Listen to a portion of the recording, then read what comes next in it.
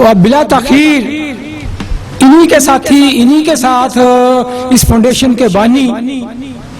Doctor Aslam بٹی صاحب، ان سے گزارش ہے وہ بھی تشریف لائیں 2 منٹ کے لیے، وہ اپنے خیالات کا اظہار کریں۔ صلی علی رسولہ الکریم، اما بعد، اعوذ باللہ من الشیطان الرجیم،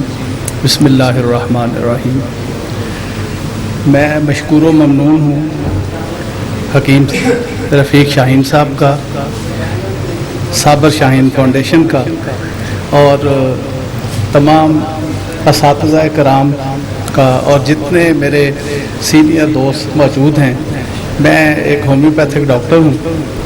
لیکن میں طب کا چودھری صاحب کی طرح بڑا معتقد بھی ہوں اور معترف بھی ہوں۔ تو یہ جو صابر شاہین فاؤنڈیشن ہے، حکیم انقلاب جناب صابر ملتانی صاحب کے نظریے کو بنیاد بناتے ہوئے یہ تنظیم قائم ہوئی تھی، اور ہم نے کوشش کی، الحمدللہ بڑی خوشی ہو رہی ہے کہ یہ ایک اچھے طریقے سے چل رہی ہے، اور الحمدللہ آج یہ جو ہمارے پاس طب اس شکل میں ہے، اس کے پیچھے بڑی ہسٹری ہے، اور یہ طب قدیم اس لیے کہلاتی ہے کہ یہ زمانہ قبل مسیح سے چلی آ رہی ہے، تقریباً 460 قبل مسیح، جب ہپوکریٹ، جسے فادر آف میڈیسن کہتے ہیں، جب انہوں نے جنم لیا تو وہ ایک حکیم کے پوتے بھی تھے اور ایک حکیم کے، یا کہہ لیں کہ وہ بیٹے بھی تھے، تو انہوں نے ان سے طب سیکھی۔ لیکن ان کا انقلاب یہ تھا کہ انہوں نے آ کر یہ جو ریچولز تھے اس دور کے، کہ ایک تو انہوں نے وہ ختم کیے کہ وہ لوگ اس وقت سمجھتے تھے کہ جو بیماری آتی ہے وہ اللہ کی طرف سے ایک پنشمنٹ ہے، ایک سزا کے طور پہ ملتی ہے۔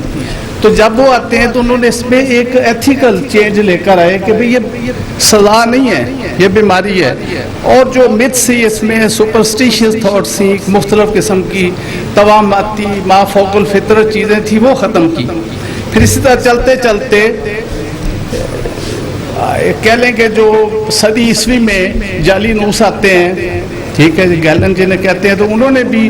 بہت ساری جو ہے نا تبدیلیاں یہاں لائیں، اور پھر جب خلافت عثمانی آتی ہے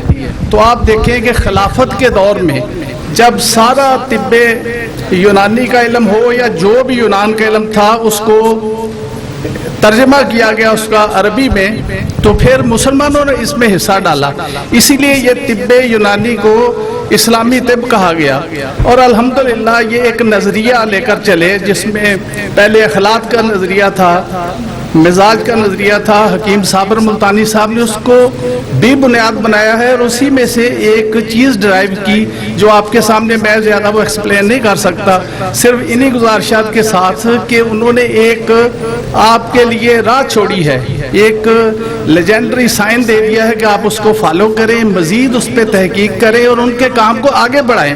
ایڈوانسمنٹ ہوگی تو ہم سمجھیں گے کہ آپ نے صابر شاہین فاؤنڈیشن کے لیے نہیں، صابر ملتانی رحمہ اللہ کے جو مشن ہے ان کا، جو ان کا ایک انقلاب ہے اس طب میں، اس میں اپنا حصہ ڈالا ہے۔ تو ہم اپنا حصہ کس طرح سے ڈال سکتے ہیں